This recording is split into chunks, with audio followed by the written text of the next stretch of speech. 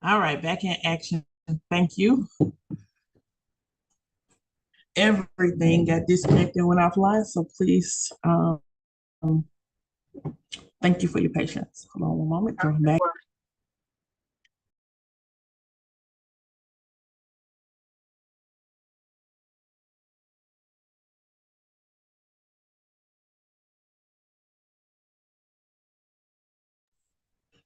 Okay, we're back on.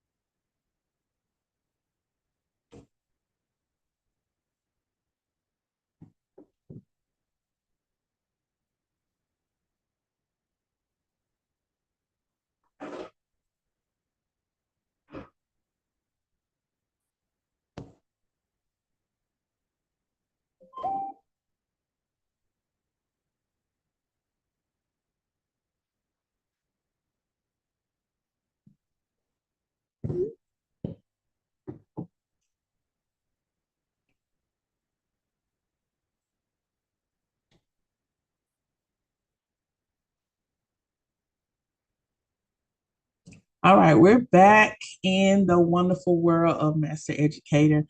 We are moving on. Our last email series was 10, 11, and 12. As we intro into 11, this goes up to 16. This goes up to 16. And so the next set of classes will probably finish us out because 16 just talks about job readiness, getting a resume together. So, which is also important as well. Um, and so as we look at chapter 11 in our Master Educator Basic Teaching Skills for Career Education Instructors, we're looking at, I call this the fun part, the creative part of the whole lesson is bringing in and discovering new educational aids and technology in the classroom. These become assistants. They are assistants to you pushing your thought process, your teaching method, whatever you're teaching is a, we talked last week just about building the parts of the course. We've led from tests to lesson planning to notes. And now we're here to say, okay, let's jump into these educational aids. What can we use? What's been working? Okay. What has not been working? What's new on the horizon? In April, I'm teaching the Tennessee educators beauty is I think it's under Beauty School University, but it's their continuing education, it's Beauty Educators Leadership Conference. Hope to see you there. But heavily, we have two things that we're going to discuss. Those two things, which are popular, you know, when I look at the surveys, they're popular. They want to learn more about learning styles, but they also want to learn more about barriers in the classroom. So we're talking learning barriers because they're dealing with a lot of that in the classrooms right now. So how do we get over those barriers? Number two, they want to include something about AI because the students know more than the teachers. And so it's an AI component on both days. And also we're talking about discovering these barriers and how do we deal with them. But also, how do we add more? We got to add more. You got just like a flower blooming, our lesson has to bloom, okay? And so we look at educational aids, and oftentimes you hear me say you need at least you need to teach this four ways. When you teach it, it needs to hit four different students, okay? Four different learning styles. You can hit them with the theory, the logic. You can hit them with the visual, okay? You hit them with the person that has to touch, that has to have something, hit them with the rhythm. You got to continuously make sure that everything that you teach has a body. Okay, it has a body to it. And the body is, we know what the lesson is, but what else are we going to use to make sure that this person gets to the point of learning? When we look at the critical concept of this particular chapter, it goes, effective use of educational aids and technology will enhance any class and ensure greater opportunity for the learner to retain the information. So effective use of educational aids and technology, it enhances the classroom. So we never want to go in with just paper. Okay, we got to make sure we have some things in there that's going to really rally together and gives a greater opportunity for the learner to retain the information. You can't understand this if you don't get the first couple of chapters where we talked about the learning styles. So you based and you enhance your classroom with the educational aids and technology based on who you have as an audience, as a learner in your classroom. So if you have a 50% visual, 50% rhythm, and maybe one that doesn't really like to be in groups, that tells me right there my educational aids have to be things that they can see and things that they can touch. Okay. And I'm gonna have to bring some demo in, some hands-on training in as well, because at the same time, I gotta make sure I'm hitting the people with the visuals. So whatever I'm teaching has to have a part two component where there's a practical component attached to it. And also it has to be something visual. So there may be colors, there may be something colorful. It may be a project with posters and things of that nature. It may be magazines. It may be videos, something with some movement. Okay. So, and color allows us to move. And so that's the critical concept we want to understand. Adding the educational aids makes the class more effective, makes what you're doing more effective. And it says it gives the students a better opportunity to learn. And that's really what it's all about. Okay, let's look at the performance goals, some of the objectives for using educational aids. Okay, and it's particularly this chapter. You want to be able to list 10 advantages for using educational aids, 10 advantages. And we can really number them off the top of our head. Why would we use educational aids in a classroom? Okay, number one, let me hold my hand up. I don't like a boring class. I, I have already said that I am not a good student. So anyone that has me as a student, I need to see some movement. I need to see some color. I need to see some rhythm, some voice tones going up and down, cut the light on. I need to see some movement. It even comes down to the temperature of the classroom. If it's too cozy, I'm going to sleep. Okay. And so that's me. Imagine if you got, Tennessee says there's 20 students to one instructor. Imagine if you got 19 more of me. Okay. So the educator really has to think. So this is why, again, winging it is not going to work. Okay. List the 8 important concepts to consider when preparing and selecting visual aids. You're not going to do everything. Okay. But list 8 important concepts to consider when preparing and selecting visual aids. It has to be strategic. Explain the guidelines for effective use of multi-purpose boards and flip charts. Okay. And so I love a flip chart. I love a board, IPSCO board that I can mark on, but you got to look at some of the outdated things. When I was in school, they had the projectors that you rolled around and then you hit the little film under the little screen. You know, you pull that out now. Maybe like, what?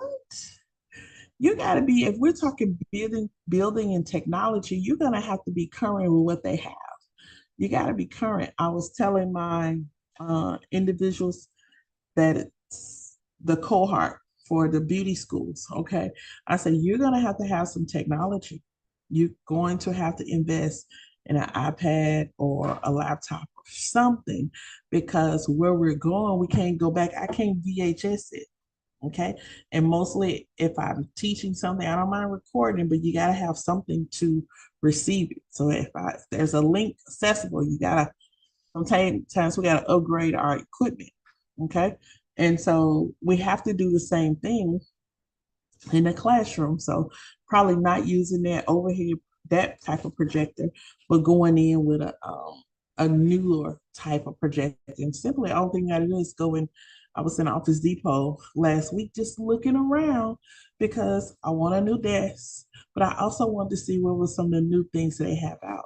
They now have these smart desks, and I think I want a smart desk.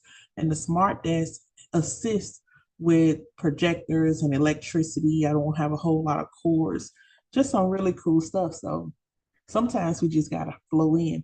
I do like the flip charts with the tape on the back, so I can just pull it off and go around the room because I'm a walker. I'm a mover around.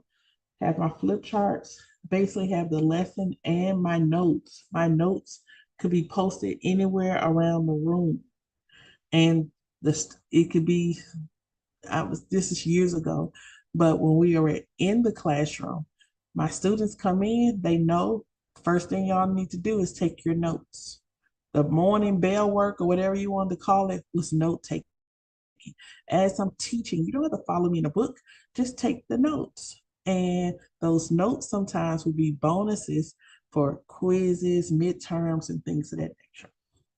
And so that also was a way for me to get students to write their lessons, to write down notes who were naturally not note takers. And students will say, hold on, repeat that. I told them, I said, don't worry about it. Everything I'm saying, I've already put it in the notes.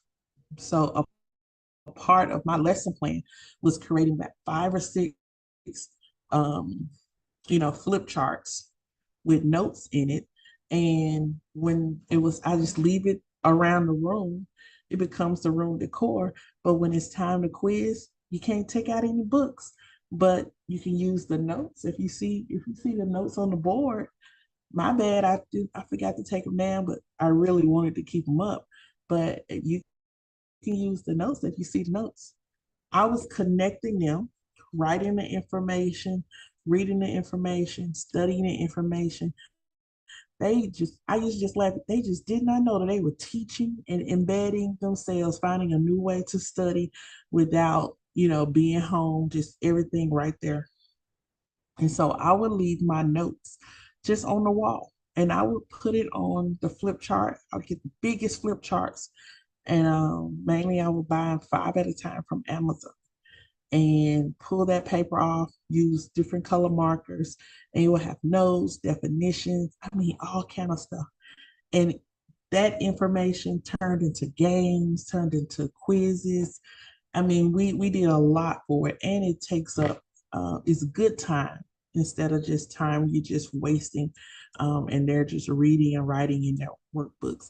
I leave the workbooks for home, maybe a quiet time before work, maybe the last 30 minutes before we leave. You can get in the workbooks, but while you're there, I want you busy. And me already having my notes up on the board, it helped me as I walked around, but it also helped the student. Okay, so I was really big on those notes. Projector screens are amazing, but it's like you also got to make sure your school has the technology. When I say the technology, internet and things like that, because on the projector screen, we could easily watch a video, we could easily HDMI, watch whatever we needed to watch. We could go to a social media platform, search hashtags. We could do a lot. We could do presentations like this on the projector screen. So just making sure the projectors are up to date, they're working, and you should check. If you have to use it that day, you should check it the night before and come in early to make sure all your stuff works because you don't want to have any issues. And even with me, I had this up, but issues are still coming. As you saw, as soon as we got started, the internet shut off. So they will happen, but just want to be prepared. Explain the basic rules for preparing and using slides. Okay. So some people think it's a master of it, but it's simply educating yourself, you going over the slides, you getting familiar and pausing. okay, in between the slides, just in case there's a question to answer, a raised hand, and making sure that you understand the whole slide presentation. If you don't understand, you're going to cause confusion with somebody else. Okay. You're going to list key tips for using electronic whiteboards.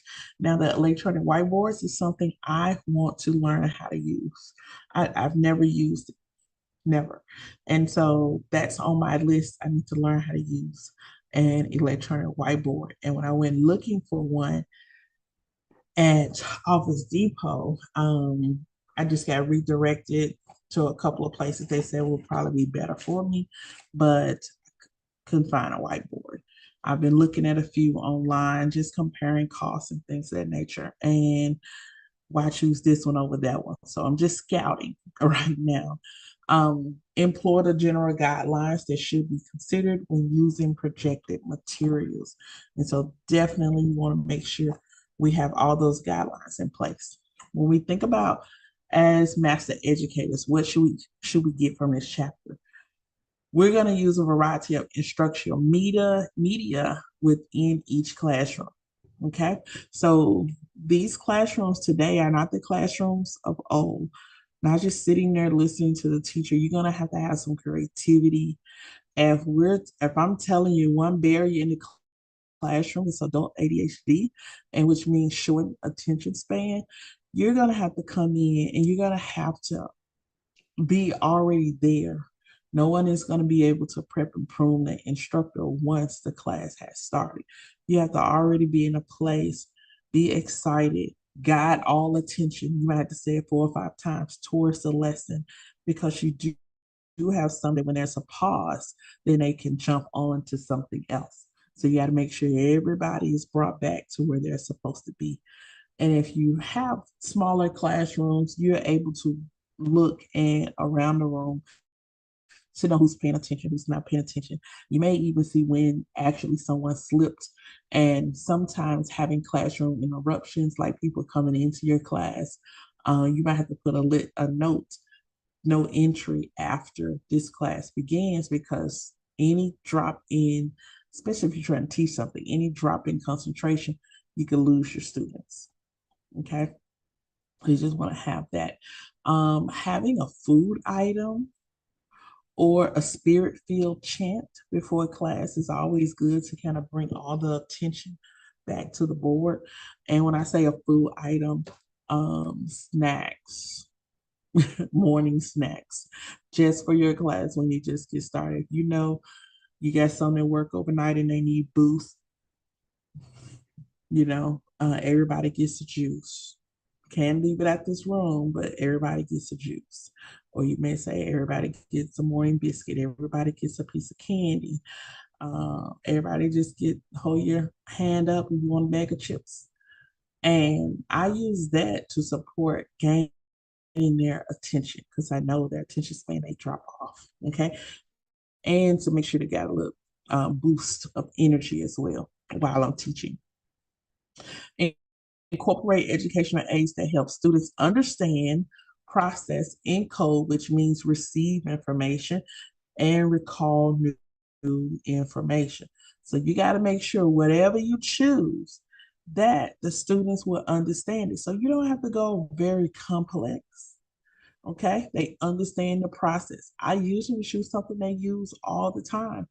They use a TV all the time. Okay, they use the internet all the time. I would probably choose an aid that they're very familiar with. Okay, and also something that they can encode, which means they can receive information from. That's going to be technology focused. Okay, and encoding can come from magazines, posters, an educational aid. People may say, I don't think so, but an educational aid could be a person, could be a demo. Okay. Something that helps support the classroom. When you think about activity, think about field trip, and then add the educational aid with it. Take pictures while you're on the field trip. Okay, I have something that supports as well. and are change masters and embrace growth and learning. So educators who add educational aids into the classroom, you're adding it for a reason, not just because you're trying to push the students to another level. But sometimes we do play it safe and just, oh, when we talk about the level system, it's black, and then student said brown, then the student says light brown, student says blonde. Well, you can challenge the student to go a little deeper in their learning. And you can say, well, how many browns are there? How many blondes are there? Okay.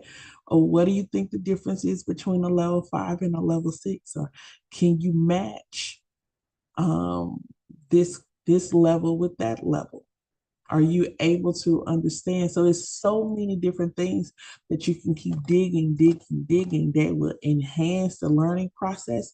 But a lot of educators, this is um, my truth.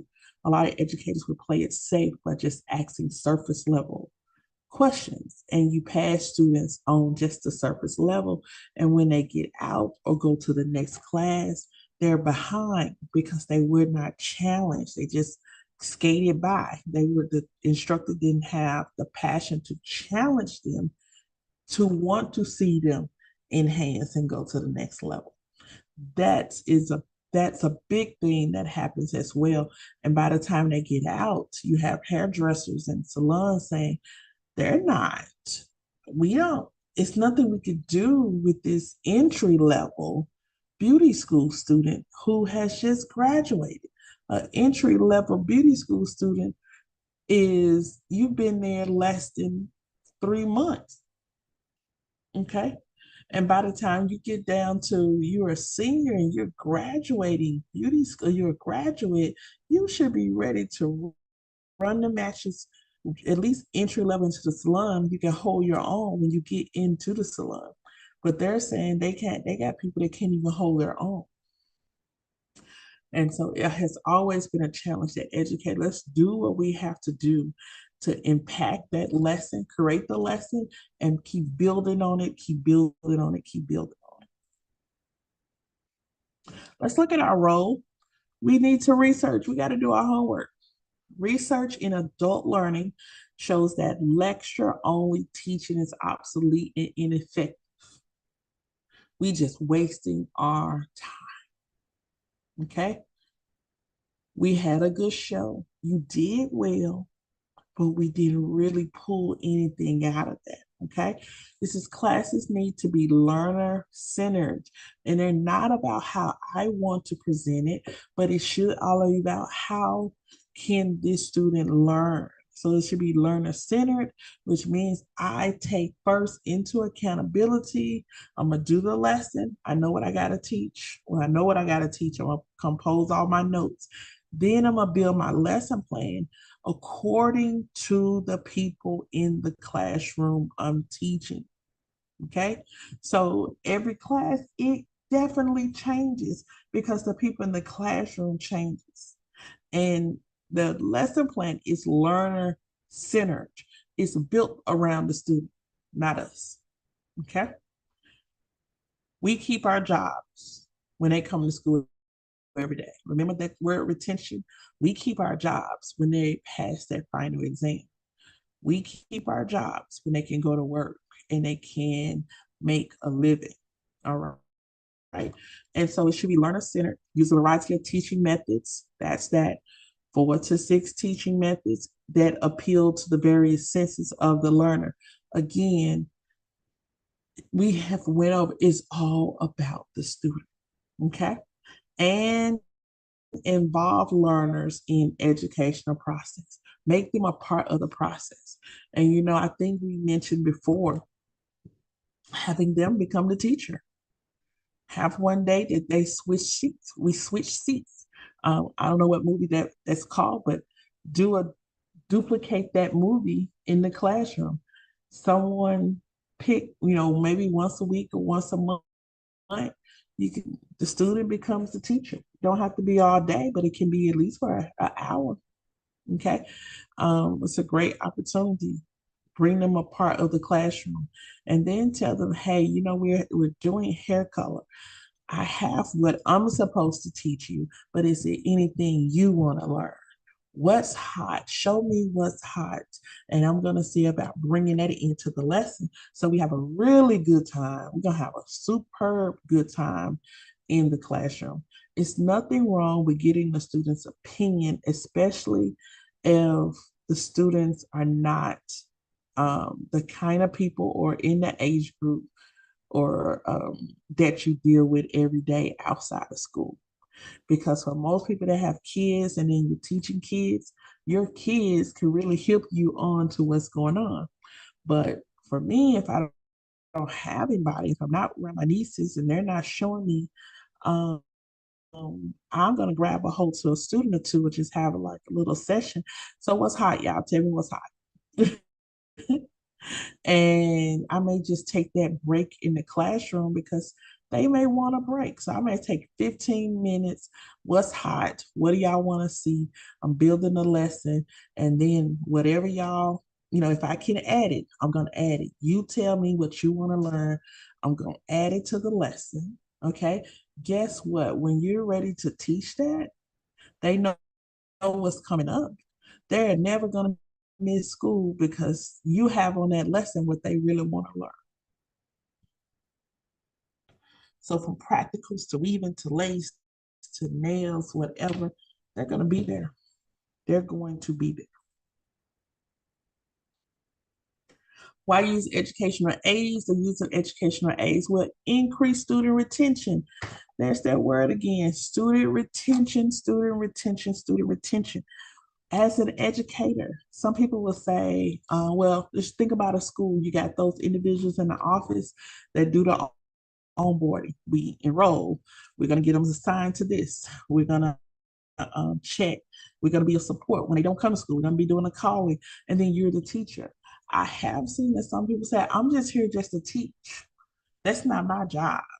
It is your job to find out why the student is in school.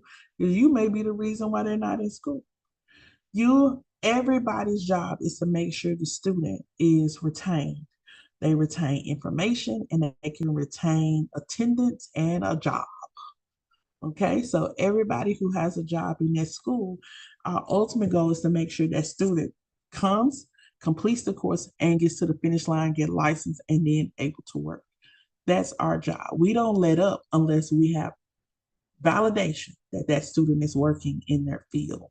I'm telling you, that is how it is. That's how it's going to be. And it's actually going to get a little bit tougher with the big, beautiful bill that was signed a little while ago. So it's going to be tougher on Cosmo and other trade programs as well. It's going to increase student retention. That's it. And retention is that student that returns. That student that returns, they come to school ready because they know you're gonna teach them something. And I had um, Miss E. I had Miss E do the nugget, the business nugget, because based on your group, sometimes you have to give them the lesson. They don't understand why they gotta learn it, but you connect it to how it works in business, how they're gonna make some money off of it, how it's gonna make them a better person. And so part of their retention is having this so overall a well-composed lesson plan and a beginning of the class, a great opening.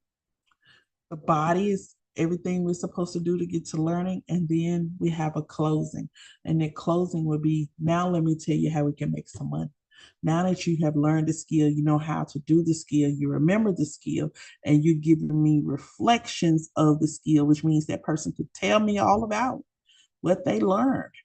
Now that they could do that, let me show you how to take all that and make some money. Okay. And so that has been a gap in some areas because many people think that educators, this is crazy, you never could make it in a salon, so they chose to teach. That's absolutely crazy. I started teaching on a dare, and I remember having 3 jobs for the longest from, oh my goodness, 20 to about 26.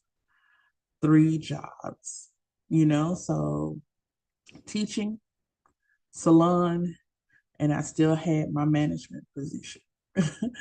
And I would just change schedules as I go.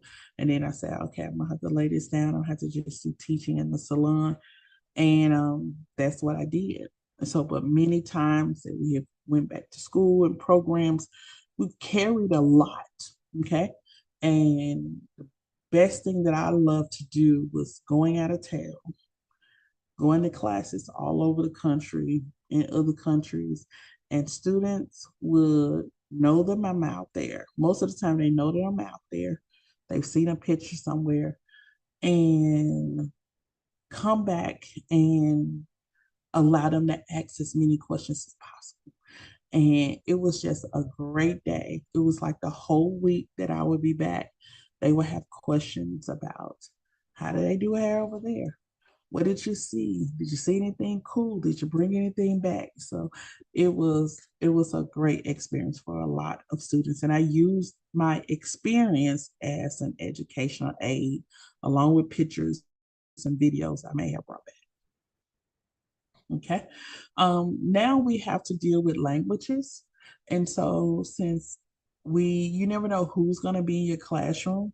For us, like today, we had a Zoom, um, and when I have an Indian student and I'm teaching, I see come across the school, the Zoom, it says permission to translate. Okay. And I'm like, yes, sorry, I didn't even have that on, but yes, I give all students who do not speak the same language permission to translate.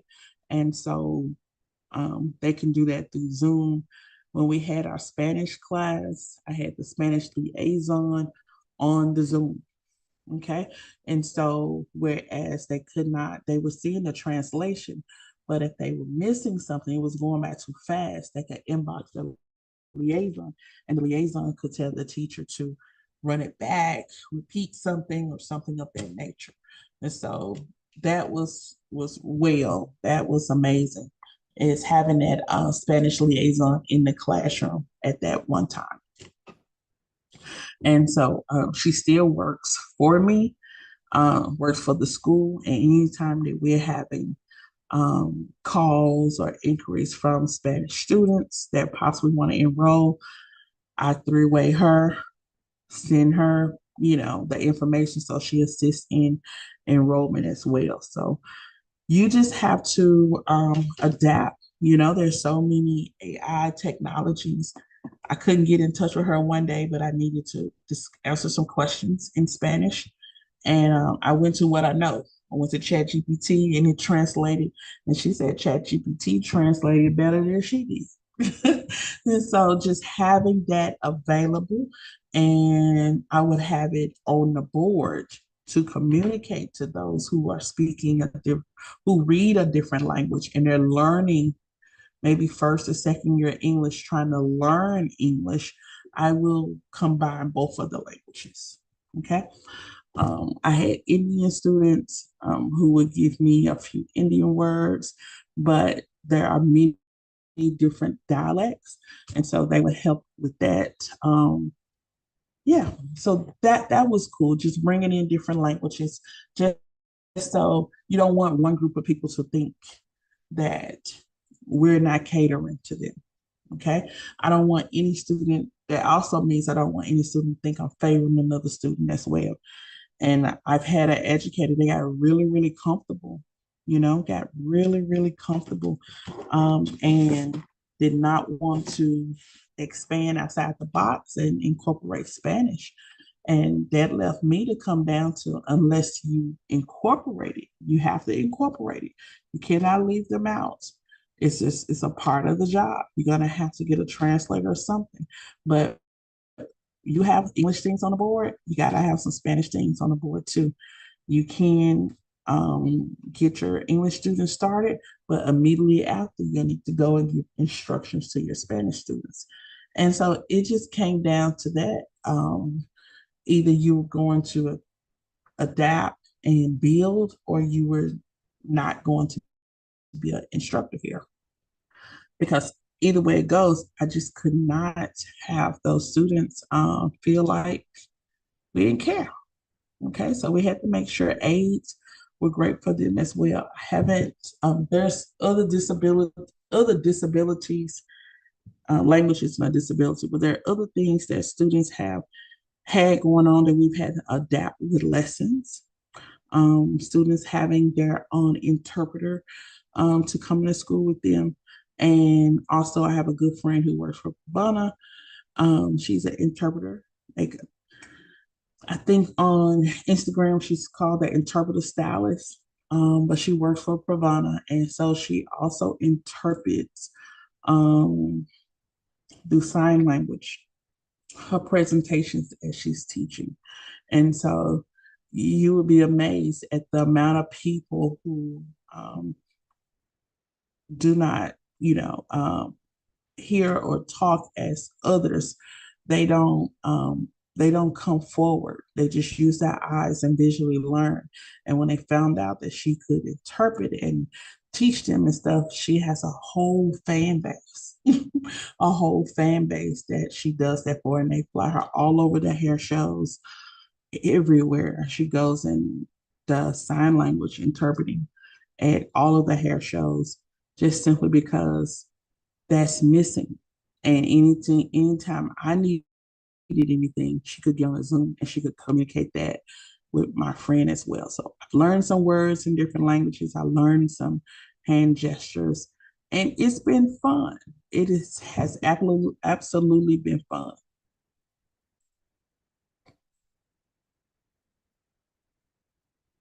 Okay, let's look at advantages of using educational aids. Here's some advantages: reinforcement of key ideas, create attention and interest, develop understanding and increase retention, paint a picture of information, increase comprehension, and add value to time and resources. It adds value to the classroom, okay? That you went a little extra out of your way to make sure that there were educational aids that fit your students in the classroom. And educational aids is just like the first bullet, it should reinforce your key ideas. Okay, it should reinforce things that we really want to stick. It should reinforce. Okay, it's going to create tension and interest, which means we got to make sure whatever we're using has a relevancy. Okay, and I love to have it in color. I love it to say something because it just creates some attention. Okay, it should be gives an easy understanding. Okay, and increase retention. The students are coming to school because the walls are not white anymore by themselves. They're not falling asleep anymore. There's something else going on, and they want to find out what is going on. So they're coming to school. You begin to add value to yourself as an educator, and you also add value to what you bring to the table as far as teaching your students. You're going to do that. Your students are going to receive more value. Now your students are going to be in a higher place than average students coming out of school. And that's always amazing to see something you started, and the students have taken it and ran with it. And the ultimate goal, let me just say that, is for the student to get further than where we are, for the student to continue to grow. Um, I had an issue, had to let an educator go because it was time to do her lashes or brows or something of that nature. And she said that she was not going to teach them how to do her job because she'll lose her money in the salon. Well, at that moment, you already know this is probably not going to be the place for you to work because in no time do we compete with the students, and no time do you hold back anything from the students. So that didn't last too long because I need educators that is going to teach the student and not worry who's going to get ahead of it.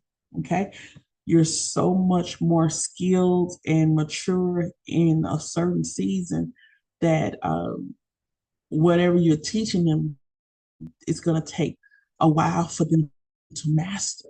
Okay. And so you're so further ahead as well. So when that concept of I'm not teaching because they're going to know more than me, they're going to make more money, That is not, any school would say, nah, we're not doing it. Here's some advantages of using educational aids. Real world perspective, I can use them right now. Organize and cover presentation points. Okay, those are my notes that I can have out. So even though this presentation can literally roll by itself, I could set it up with seconds. It could just present by itself and I could talk, or I could slow it down or I could just talk as I go here. Ensure consistency. Routine is amazing for a lot of students. If they can get routine, they'll be all right. Okay. Create educator confidence. Now that you have started to use videos, pictures, um, just different notes and things of nature, now you're saying, okay, I think I can really do this. Okay. And that's simply is saying, okay, I know I'm teaching, but what can push this teaching? All right. And so sometimes choose something fun, especially if you've had a chapter that's been kind of stressful on students. Here's some things to consider. Lesson objectives. What exactly should they learn today before this day is over? Okay. Individual and collective needs of the learners. Now, what do my students need? So, based on the need and what is supposed to be taught today, that's the lesson that's the educational aid that I'm gonna pull out. Here's some important concepts: visibility, clarification. You got to be clear in order for them to learn. They have to have understanding. Color, proportion, construction, mobility, terminology, protection.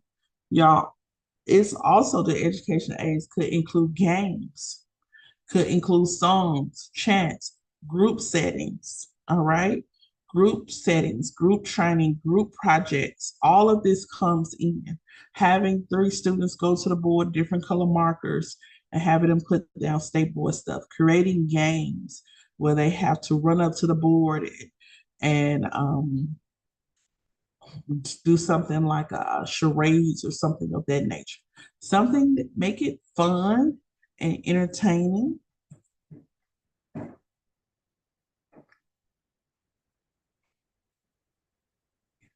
Let's see what we got. Educational materials, learning resources include relevant educational materials. Okay. If you was to ask now, what relevant educational materials can we use in the classroom today? I am going to go straight to social media. Instagram, YouTube, Facebook, TikTok. Those are relevant educational materials. Okay, let's look at something we can hold in our hand that got some weight to it. Magazines. They don't make hair books like they used to back in the day when we used to collect the hair books, but there's still magazines. There's hype hair. There's portfolios, okay? There's coffee table books. All right, educational material, workbooks, study guides, asking Canva to create an illustrated workbook, create some head poems, asking ChatGPT to create different templates. Those are educational material that are relevant. Okay. You can reference books, periodicals, business manuals. All of these could be your resources that support what you're teaching, what you're telling them. Technical references. Okay. And here's the thing, you have to understand what is your take on a lot when it comes to social media, because if you have younger students, you're going to deal with some form of social media. You have younger students, you're also going to deal with some form of technology. Okay. And so I always want educators to learn to take. If students love YouTube, what is your take on YouTube? Is it I like YouTube or I don't like YouTube, or does it come with some kind of um, reserves? I have some educators that'll say, I don't like YouTube because YouTube University, all that good stuff. I tell them, I said, the students are going to go on YouTube. If you keep bashing YouTube, you're going to lose your students. They're going to feel like you're not in the know. You don't know what you're talking about. Okay. But find the good component of YouTube. For me, this is what I did. I use it as resource, as one of my resources.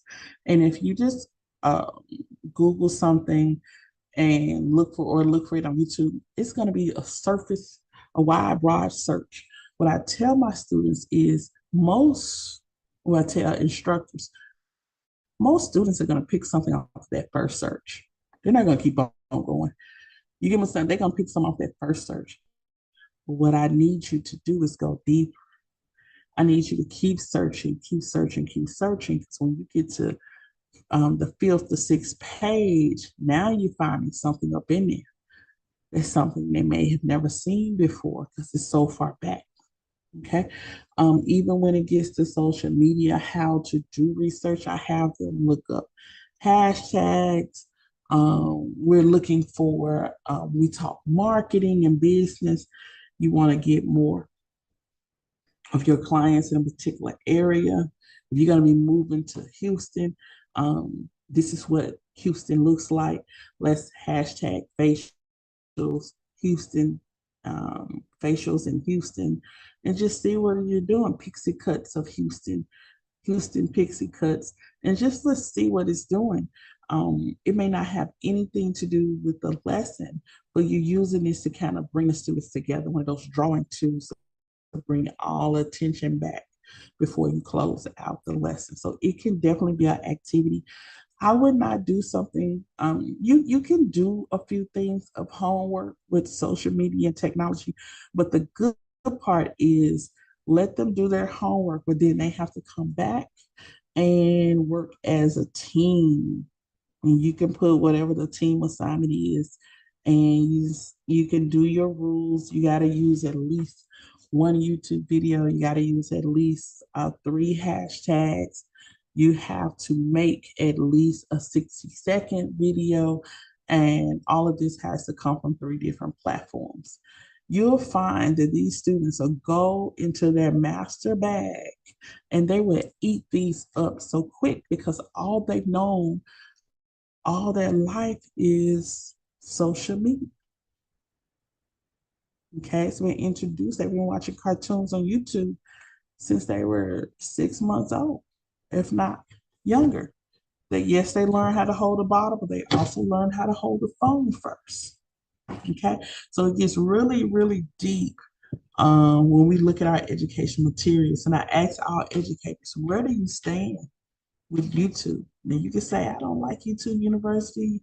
It doesn't make a stylist. It does not, but it's a learning enhancement. And I'm a forever from the stats. Facebook is a certain age. They say up to 34, but Facebook is a certain age. Our younger children think that Facebook is for older people. So if your clientele is younger, you're not going to market on Facebook for that clientele. This is stuff that we have to tell them. Facebook helps you build community.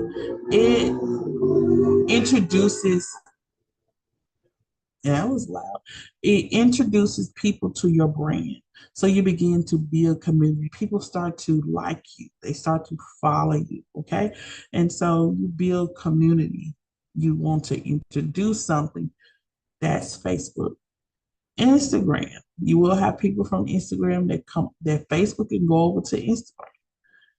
Instagram, everything you post can from Facebook can go over to Instagram.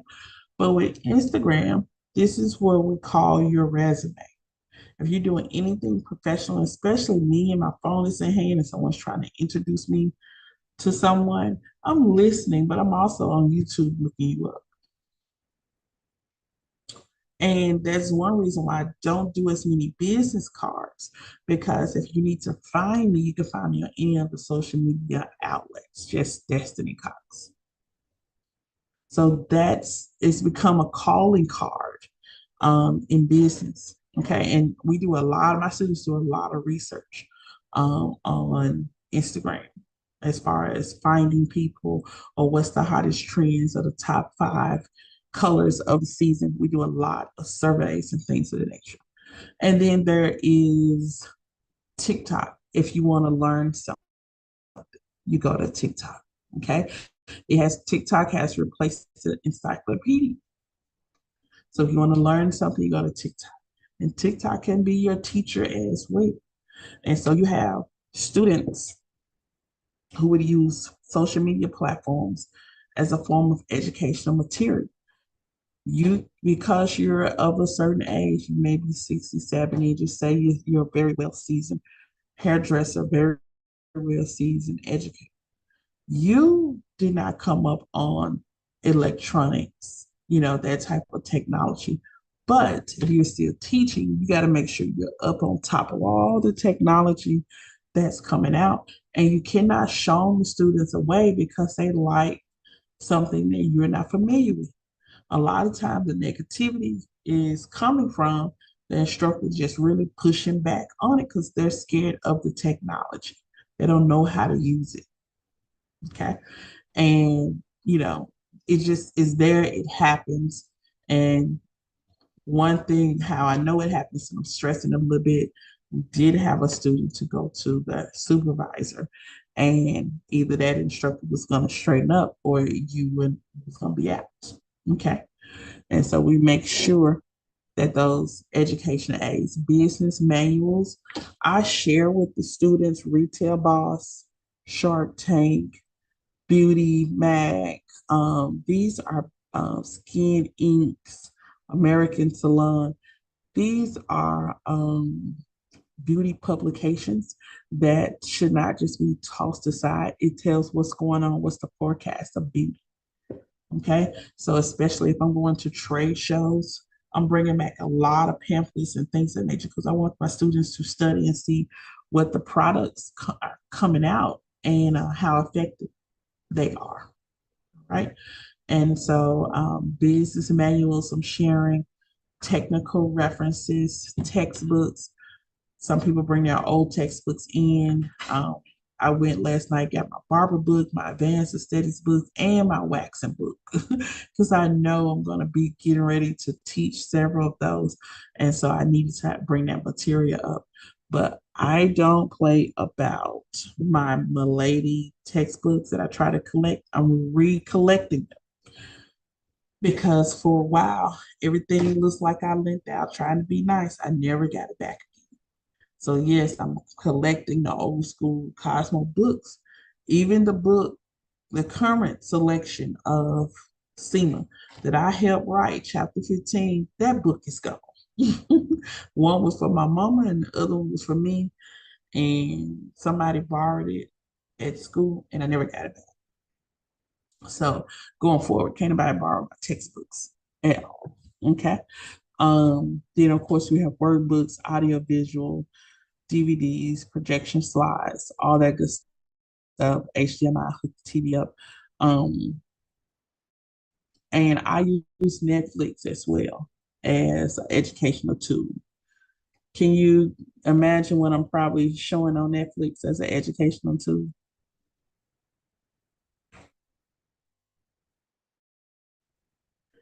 I'm showing Madam C.J. Walker. I'm showing Skin. It's Skin Decisions. Skin Decision. They have about 2 seasons of Skin Decisions, maybe about some good episodes, like 10 episodes. Just people having different things going on with their skin, and they come to a plastic surgeon, and they also come to a dermatologist, a nurse practitioner, I think, to help with their skin. And so the students had to have paper. The task was to write down what's going on with the person and then how can we fix it. And then I will play the video and see what students were close to the final answer. So Skin Decisions have always been amazing. The Madam C. Walker story, I share that with them as well. And they have to pull, it's like a quiz I made up that goes with it. They have to pull things out of the movie that was on the quiz. So from what product she started with, what was some of the business notes that you took, so all kind of stuff. And so I use Netflix as one of those materials as well. Okay, here are standard print books. We at DCI go with our ebook portals, so we have no more paper. And of course, standard print for all courses, workbooks. We usually go with the students. Now the workbook is inside of the portal. Okay, so brochures and pamphlets. I am going to get some clippings of those. I'm going to make like a some framed art with our awards and things like that on it. But yeah, I'm gonna do that for people who just come out of office and want to know more about the program. We also have QR codes up where someone wants to come and enroll. QR codes, they just have to scan it, fill out the application, it comes back to us. Boom. Even payment is a QR code or a link. And also,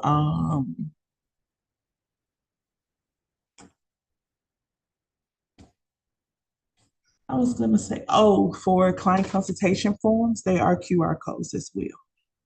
Okay. And reference books, that's exactly what I went and got those books from. I'm gonna have reference books at the office, but they're not, you can't check them out. You can't check them out. If students want to look at them and see them there, they can come out and see. And then I have an older instructor. I haven't seen her in a little while, but I realized that she has my I had two advanced cosmetology book, advanced aesthetics books, and I'm gonna make a call tonight to see if she can drop that book off. Non-projected AV materials, audio tapes, compact discs. We have moved a lot from this. So yes, we still have pictures, charts, bulletin boards. You can print and create all of this stuff using AI. Even coloring papers for your clients. You just have to tell it what you want. Non-projected AV materials. So you're working in groups, you may be at a board or you're working at a table. Multi-purpose board uses, when we use our boards for quizzes, terms, announcements, all kind of stuff, translations. This is where we're going. I put my lesson objectives up there, what day it is. Also, I will put a quote, and under that, I'm gonna start breaking down my lesson. At 9 to 9:30, we do this. 9:30 to 10, we do this. 10 o'clock, we're taking our break. 10:15, we return and we do this. That's how I like to have my schedule go. I know exactly what time that I'm supposed to be working. Because if I don't, we can kind of lose the balance of time within the classroom. And we'll be working, but we'll never move to the next part. So our students will be behind. Okay. And so that's what I use my board for. My board, I use that for everything. Okay. You want to keep the board clean, prepare your layout, all that stuff ahead of time. Any prints that you have to do, make sure you go ahead and get that done ASAP because you don't want to be leaving the room or having these printer noises when your students are trying to take the test. And let me just tell you something. When the students are unsupervised, okay, itemized, they start grading something, mad at something, talking, building these other conversations, and you got to be like, no, no, no, no, no, we're not going to do that. So I do like to have a mix of students in my classroom, different racial backgrounds, but also male and female balance as well. I need a man in the classroom to help balance those hormones. And most of the time, when a man comes in the classroom and he, shows that he's a manly man, you will find temperatures come all the way down. The temperature is going to come all the way down. Tips for effective board use: flip charts, larger pads. Absolutely love it. Useful in teaching sequential steps. I may honor the steps by just the numbers. Okay, by just the numbers, and I may put it in like a bold marker where you can see it. Portable, adaptable, and allow every reference back to previous points. So I love those boards. You can get the hard boards or you can get the flip boards. The key points, put it all in different colors. That's all I gotta say. Students are going to follow it because it has different colors. Their eyes are going to follow it. If you put it all in black, you're just looking at the straight middle, and you may have to repeat yourself because their eyes are getting lost. Okay. Additional flip charts, 2/3 of the chart. You're not writing on every corner, but I'm gonna write all over the chart. Enhance visual appeal. And so just makes it interesting. Your quarter of the day could be on a flip chart. And every school you go to, they don't have boards on the wall. So your flip chart paper that you can stick is going to be amazing because it just comes off, no paint, no nothing. Okay. I always use flip charts for brainstorming. Stand on the sides, point for referencing. You got to connect the dots somewhere. Okay. Attach it to a wall for discussion. Ask the students to start putting things on the board. Overhead transparencies, we don't really use those.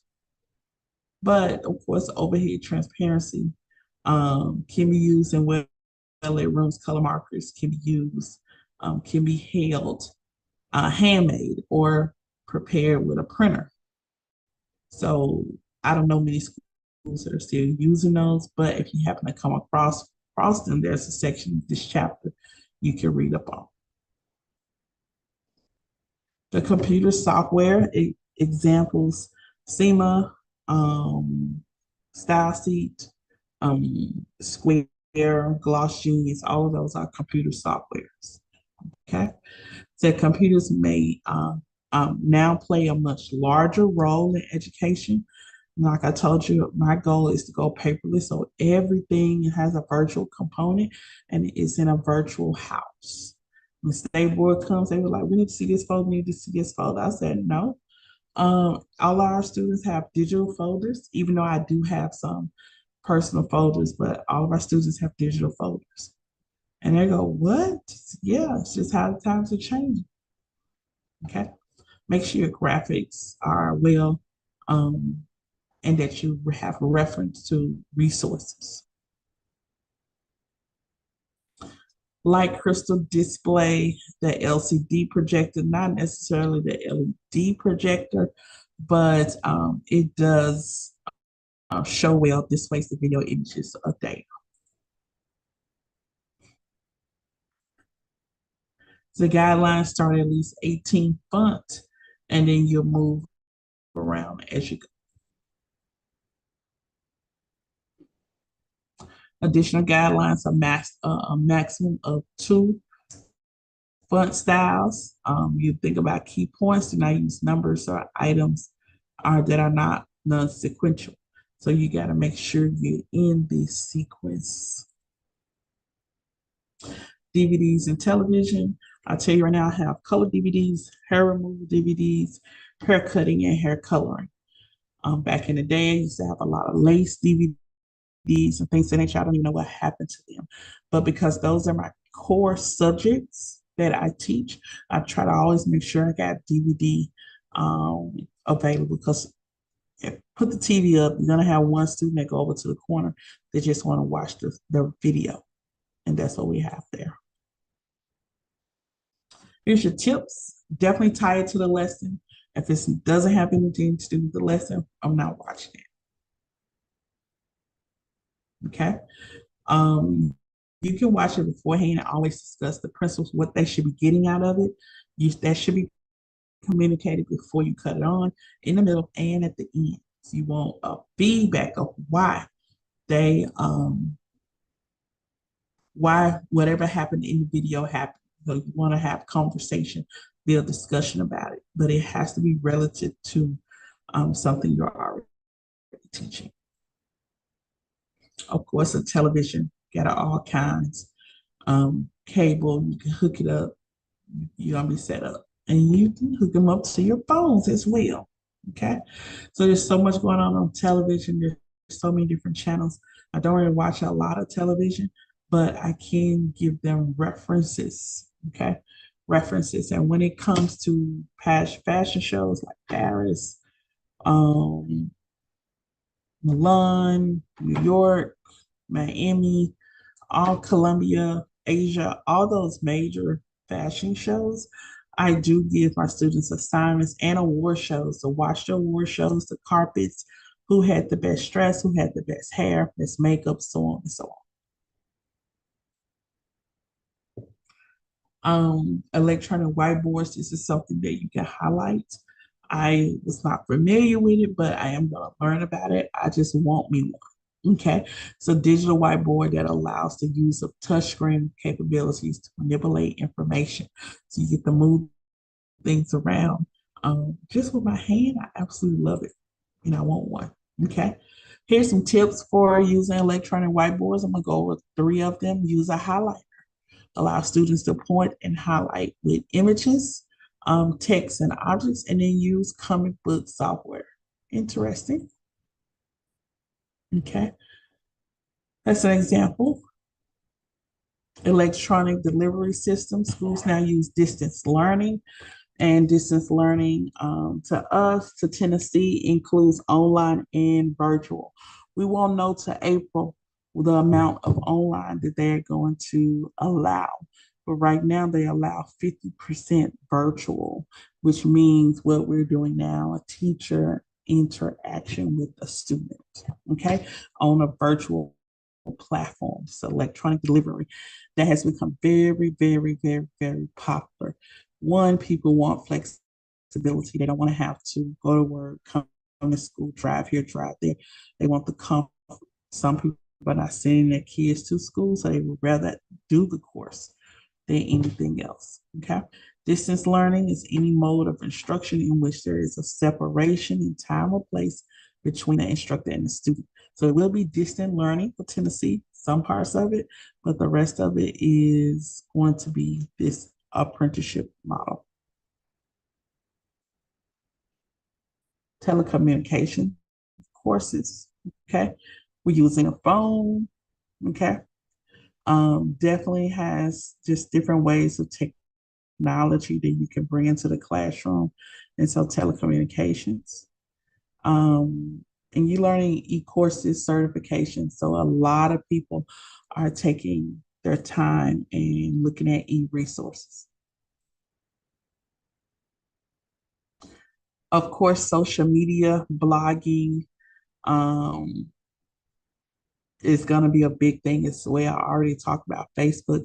They mentioned Twitter, but LinkedIn, I do want to mention, is a great component. LinkedIn is going to be where sometimes the higher paid employees are going to go. And so your students need to make sure that they have presentation on LinkedIn, and that if you have LinkedIn, it'll probably be connected to a lot of other social media platforms. And so when they wilding out, it could show up possibly on LinkedIn and you talking about you want a job. And nobody's going to pretty much do that if we got those issues. Blogging and vlogging. This has become very popular, but their job is to create content, to video content, upload content. So blogging, from a writer's perspective, was very passionate, very emotional. And now we have the vlogging, which you add a V, take down a B, and they're doing more with the videos. Okay. So still just showing you parts of their life. YouTube is major for that. And I would probably incorporate that some kind of way into class one day. Making sure your equipment is where it needs to be at all times. I know we went over, but I wanted to close because we only got 2 slides left. Making sure your equipment is where it needs to be.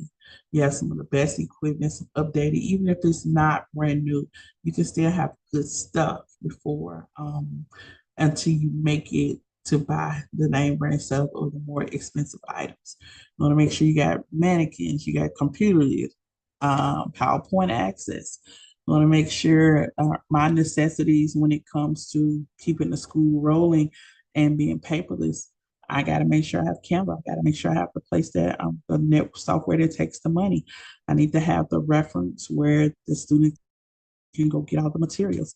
And so equipment for me is going to be a laptop, a PC, or iPad. That's going to be my main form of equipment that I create and build on. And so just making sure all of your stuff is up to date. Like I said, if you're working for a school, come in, check it, check it 2 times, 3 times, make sure it works. Okay. You buying something, put your name on something at the end of the day.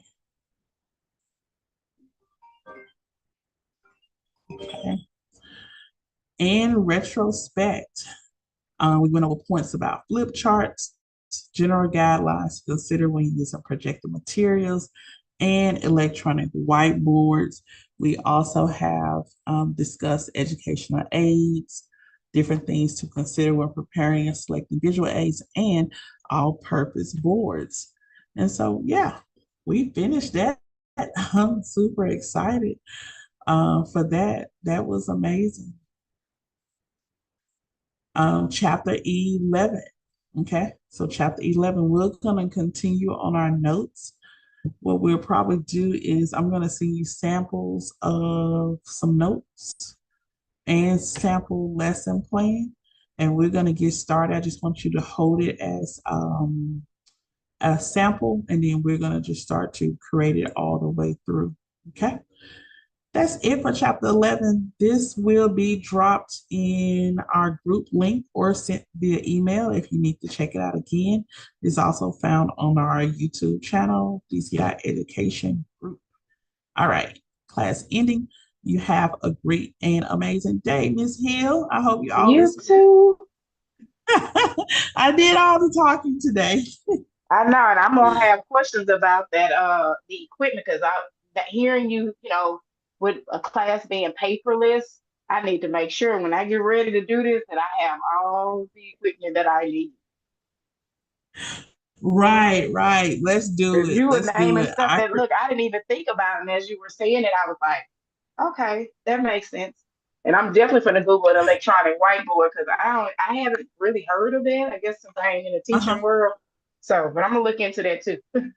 Okay, well, we on the money then. So Yes, when we meet ma'am. back up, I can give you a list. If we're trying to go paperless, this is what it looks like. I can Okay. share that with you. Okay. All Okay. right. You have an amazing one. And you know how to contact me. I sent you an email as well. I read it. So the 10% ends on Saturday or Sunday. Which one? I'm gonna do Monday. Monday. Okay, cool. Yeah, I was I'm like, gonna do Lord, I'm at Monday. the end that quick. That went fast, didn't And it was it? like a little sad to say. I was like, so she's done next week. So what are you telling Like, me? wow. But Well, I we am did going say March. That was the plan. And here It we was are. the So plan, and let me just give you kudos for your goal, reaching it. yes, thank you. And it's only the beginning, but I would be here to the end of March. I'm just gonna be here. I'm gonna Right. be here. Well, I'm not done because after being in your the class for the micro students, that would be my next thing to hop into paying for my training for that. After I'm I finish Say super Board. Now, after I get through with excited. Say Board. Yeah, let's get one of them out the way. Yes, yes, But yes, I'm yes. super excited. You'll see more advertisement on that too. Just have to take care of some things with the students. So, yeah, you're almost there. And so, Yes, ma'am. congratulations. Well, thank you, and I'll see you in class on Monday. All right, see you in class. Okay, thanks. Bye bye.